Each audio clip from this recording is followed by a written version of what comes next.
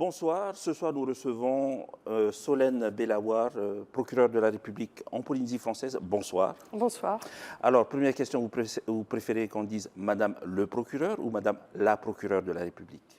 Alors, à titre personnel, je dis plutôt Madame le procureur, mais je ne me formalise pas si certains préfèrent dire Madame la. D'accord, donc on verra au fil de cette interview. Et donc, vous venez de prendre vos fonctions. Vendredi s'est tenue l'audience de prise de fonction officielle dans vos fonctions de procureur de la République. Et vous avez égrené vos priorités. Parmi vos priorités, il y a la lutte contre les violences intrafamiliales. Les statistiques sont dramatiques en Polynésie française. Comment est-ce que vous pourrez faire mieux aujourd'hui? Oui, vous l'avez dit, la lutte contre les violences intrafamiliales et particulièrement les violences conjugales, c'est même la priorité des priorités sur le territoire. Et c'est pour ça que je souhaitais dès vendredi, face aux différentes autorités et insister sur cet axe qui sera fort dans ma politique pénale. Comment faire mieux? On peut toujours faire mieux, il faut rechercher des moyens d'action pour mieux détecter les faits, mieux protéger les victimes, éviter la récidive. Il y a déjà beaucoup qui a été fait dans l'accueil des victimes notamment, dans une prise de conscience collective de la gravité de ces situations. Maintenant, il faut continuer à travailler pour améliorer la réactivité au niveau des services d'enquête, au niveau aussi des services du parquet, utiliser toutes les voies pénales et développer un maximum de réponses pénales qui évitent la récidive. Vous parliez également de maîtrise des délais entre la commission des faits, le lancement des enquêtes, le procès et l'application de la sanction. Là également, vous allez travailler avec tous vos services pour réduire ces délais? Oui, la maîtrise des délais, en matière de justice pénale, c'est pour moi un enjeu essentiel parce qu'en fait, c'est une question de crédibilité de la justice pénale. Les auteurs ont besoin d'être jugés rapidement pour que ça ait du sens. Les victimes ont besoin d'être fixées rapidement sur leur sort. Les peines doivent pouvoir être exécutées rapidement pour là aussi ne pas perdre leur sens. Alors il faut agir à tous les points de la chaîne pénale, qu'il n'y ait pas de temps mort au niveau des services d'enquête, au niveau des services du parquet et évidemment dans l'exécution de la condamnation dont le parquet est là aussi responsable. Il y a des questions de moyens, bien sûr, derrière tout ça, mais il y a aussi des questions d'organisation pour qu'un dossier ne soit jamais posé sur une armoire en attendant, mais qu'il soit actif et qu'on mette en place des processus pour que les procédures avancent le plus rapidement possible. Ça, c'est également un de vos axes principaux, de travailler ensemble avec tous les acteurs de l'appareil judiciaire. Oui, tout à fait. Alors, moi, je suis très attachée au niveau du tribunal à la notion de politique de juridiction, c'est-à-dire que ce n'est pas uniquement ma politique pénale en tant que procureur, c'est une politique qui doit être lisible pour tout le monde, qui doit être adaptée aux capacités de mes partenaires, aux capacités de la juridiction. Donc il faut de la concertation et il faut du dialogue. Le but étant vraiment de rendre la justice pénale qui soit le plus adaptée à la situation et qui soit de meilleure qualité possible. Un autre aspect aussi que vous aviez évoqué, les violences à l'égard des enfants. Les enfants victimes deviennent parfois des auteurs une fois adultes. Donc là également, il y a une forme de fatalité que vous refusez aujourd'hui. Comment est-ce que vous pourriez apporter votre pierre à l'édifice pour casser ces cercles?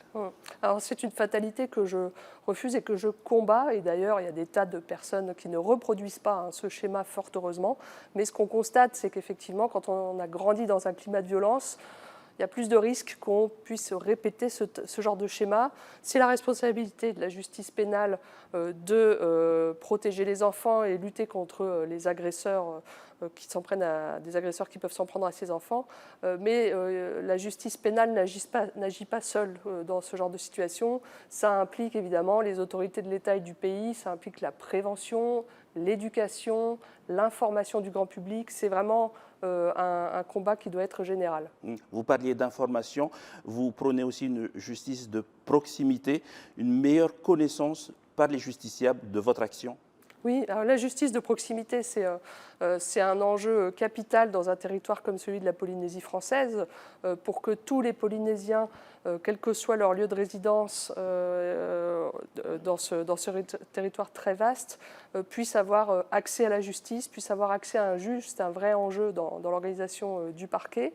Et je souhaite que la justice pénale soit mieux connue également.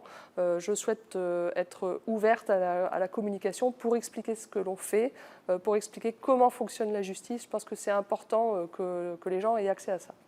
Donc, vous prenez aussi l'ouverture par des visites. Les scolaires pourraient venir, les étudiants pourraient venir voir comment est-ce qu'un parquet fonctionne, comment est-ce qu'un procès fonctionne. Là également, c'est une nouveauté ici à Papeete.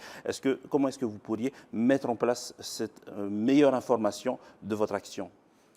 Alors, sur les actions à destination des scolaires et des étudiants, je crois qu'il existe déjà des actions de ce type, mais je serai en tout cas tout à fait prête à contribuer à ouvrir les portes du tribunal pour venir assister à des audiences, tout simplement, mais aussi pour faire des actions d'information plus documentées. Pourquoi pas, on peut envisager de faire des procès fictifs, que les étudiants ou les jeunes élèves puissent s'identifier aussi aux différents métiers de la justice. Mais ça, effectivement, c'est quelque chose que j'évoquerai avec la présidente du tribunal, avec la cour d'appel. C'est là aussi un projet que nous pouvons porter tous ensemble. Un autre aspect aussi que je trouve innovant lors de votre discours de prise de fonction, c'est de vous attacher à l'état civil et aux contentieux liés aux litiges fonciers. Là également, c'est une vraie problématique en Polynésie française. Comment est-ce que vous pourriez participer à résoudre cet aspect de la justice en Polynésie? C'est effectivement un enjeu capital. Nous sommes dans cette salle d'ailleurs qui accueille le tribunal foncier, qui a beaucoup œuvré ces dernières années pour régler les affaires de terre.